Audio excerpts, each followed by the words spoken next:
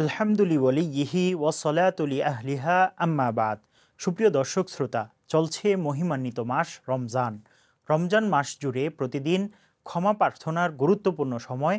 ভোর রাতে আপনাদের সামনে হাজির হব ইনশাআল্লাহ। রহমত, মাগফিরাত ও নাজাতের পুরোটা মাস জুড়ে সময়ের বিশেষ আয়োজন হৃদয়ে রমজানে আপনাদেরকে স্বাগত জানাচ্ছি। আমি মুফতি আবদুল্লাহ তামিম। আশা করছি সময়ের মাসব্যাপী এই আয়োজনে সময়ের সঙ্গেই থাকবেন ইনশাআল্লাহ। সুপ্রিয় দর্শক শ্রোতা, রমজান মাস আত্মশুদ্ধির এক অপূর্ব সুযোগ। এ মাসে মানুষের হৃদয় হয়ে ওঠে কোমল, আত্মা পবিত্র হয়, আল্লাহর দিকে ফিরে যাওয়ার এক গভীর অনুভূতি জাগে। প্রশ্ন হলো, রমজানের সেই প্রশান্তি, আত্মশুদ্ধি ও আল্লাহ প্রেম কি কেবল এক মাসের জন্য? না, বরং সেটিকে সারা বছর ধরে রাখতে পারলেই রমজানের প্রকৃত প্রাপ্তি অর্জিত হবে। তাকওয়ায় অনুশীলনকে অভ্যাসে পরিণত করতে হবে। রমজানের মূল শিক্ষা হলো তাকওয়া, আল্লাহ ভীতি ও সচেতনতা।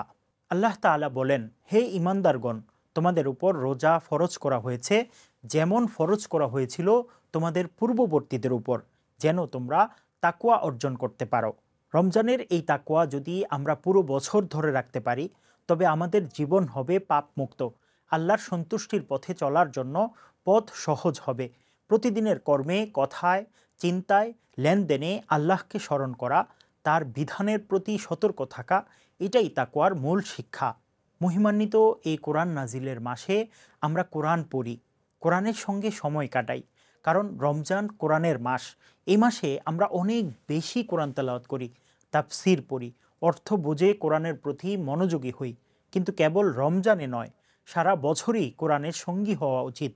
নবীজি সাল্লাল্লাহু আলাইহি ওয়াসাল্লাম বলেছেন, তোমাদের মধ্যে সর্বোত্তম সেই ব্যক্তি যে কোরআন শেখে, অন্যকে শেখায়। প্রতিদিন অন্তত কিছু পরিমাণ কোরআন পড়ার অভ্যাস গড়ে তুললে আমাদের হৃদয় আলোকিত থাকবে, জীবন হবে বরকতময়। রমজানে তাহাজ্জুদ, তারাবি, নফল নামাজের প্রতি আমাদের আগ্রহ বেড়ে যায়। এই অভ্যাস যদি আমরা সারা বছর ধরে রাখতে পারি, তাহলে আত্মশুদ্ধির ধারাবাহিকতা বজায় থাকবে।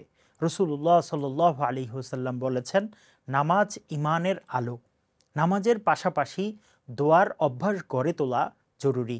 রমজানে আমরা দোয়া বেশি বেশি করি, গুনাহ মাপ চাই, জান্নাতের প্রার্থনা করি, কিন্তু আল্লাহ তো রমজানের পরও আমাদের ডাক শোনেন। তাই সারা বছরই তার দরবারে দোয়ার হাত তোলা উচিত, আল্লাহকে কায়মনোবাক্যে ডাকা উচিত। এ মাসে সংযম ও চরিত্র গঠনের ধারাবাহিকতাও বজায় রাখা জরুরি। রমজানে আমরা রাগ নিয়ন্ত্রণ করি, কটুবাক্য এড়িয়ে চলি, চোখ, কান, জিহ্বাকে সংযত রাখি। কিন্তু রমজান শেষে সেই সংযমের চর্চা ভুলে গেলে আত্মশুদ্ধির প্রকৃত উদ্দেশ্য পূরণ হবে না।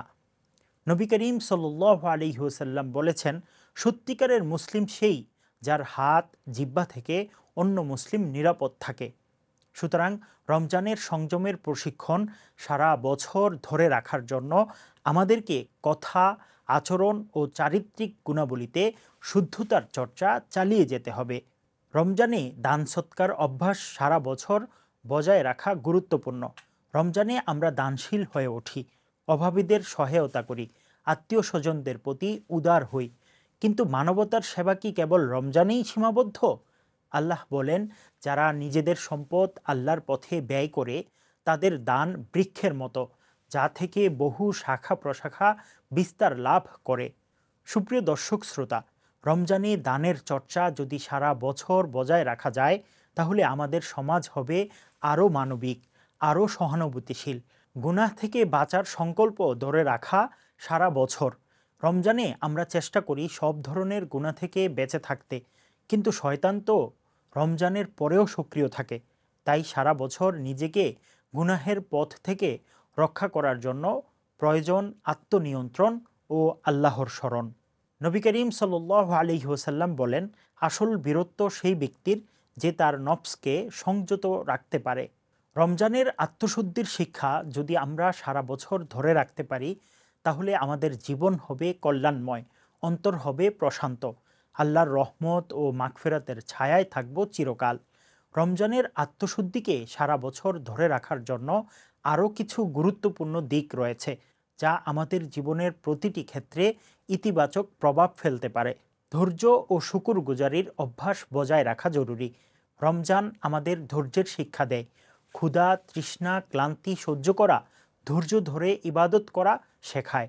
কিন্তু ধৈর্যের প্রয়োজন তো শুধু রমজানই নয়, বরং পুরো জীবন জুড়ে। আল্লাহ বলেন, ধৈর্যশীলদের প্রতিদান দেয়া হবে অগণিত পুরস্কারের মাধ্যমে। তাই জীবনের প্রতিটি কঠিন মুহূর্তে ধৈর্য ধরা, আল্লাহর প্রতি কৃতজ্ঞ থাকা উচিত। ভালো পরিবেশ তৈরি করা ও ভালো বন্ধু নির্বাচন করাও জরুরি।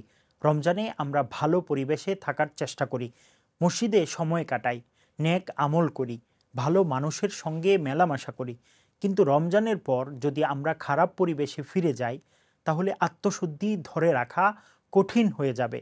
নবী করিম সাল্লাল্লাহু আলাইহি ওয়াসাল্লাম বলেছেন, মানুষ তার বন্ধুর ধর্মের উপর থাকে, তাই সে কাদের সঙ্গে বন্ধুত্ব করছে তা দেখে নেওয়া জরুরি।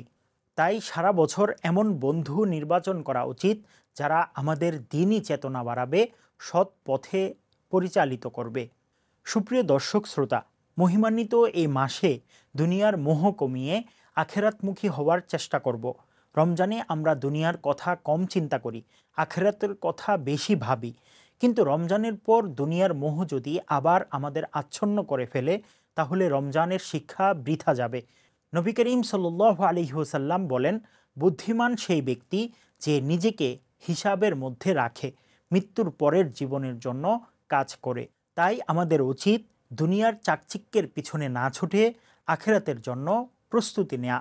সব কাজেই বিশুদ্ধ নিয়ত বজায় রাখা জরুরি। রমজানে আমরা ইবাদত করি, কিন্তু আল্লাহর সন্তুষ্টির জন্য ইবাদত করে থাকি।